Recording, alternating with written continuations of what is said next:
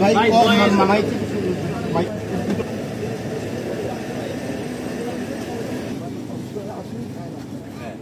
যে আইনের জন্য আমাদের সহযোদ্ধারা সেই কালকে থেকে 25-26 ঘন্টা থেকে অনাহারে আছে, অনেকে অসুস্থতা।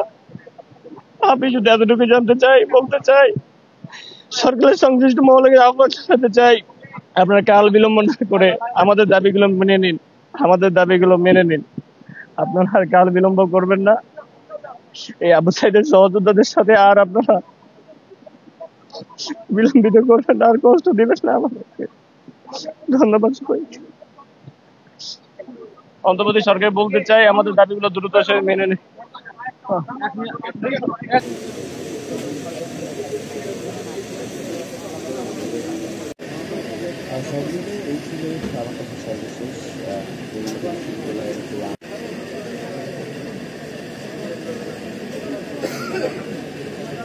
ডেট জানাবো, আমরা মিটিং করার ডেট চাই না, আমরা আজকে মিটিং চাই এবং মিটিং এর জন্য একটা ফলপ্রসূ আলোচনা হয়। আমাদের বিশ্ববিদ্যালয় বেঙ্গল বিশ্ববিদ্যালয়ের ছাত্র সংসদ আইনে যাতে সংসদ সংযুক্ত হয় সে ব্যাপারে যেন একটা সিদ্ধান্ত আছে, না হলে আমরা আমাদের অনুষ্ঠান চালিয়ে যাবো।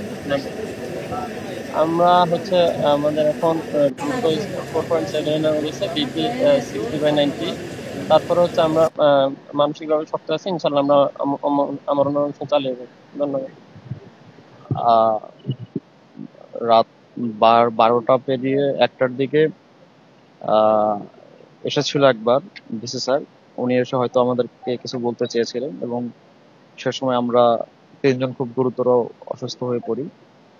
তখন উনি হয়তো কিছু বলতে চেয়েও বলতে পারেননি, পরে উনি চলে গেছেন। উনি এখন প্রশাসনিক ভবনে আছেন।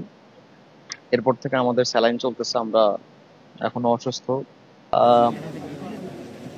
অনুভূতি বলতে আমাদের লেখা আছে আমরণ অনশন। তো আমার শারীরিক অবস্থা যদি খারাপ থেকে খারাপ হয়ে যায়, তাও আমার এখান থেকে এক্সিট করার কোনো উপায় নেই। আমি আমার দাবি নিয়ে এখান থেকে উঠবো ইনশাআল্লাহ। ভিসি স্যার ব্যতীত ইন্টারিমের যে অঙ্গ সংগঠন, আমাদের ভার্সিটির যেসব অঙ্গ সংগঠন, কেউ আমাদের সঙ্গে যোগাযোগ করেনি, কেউ না।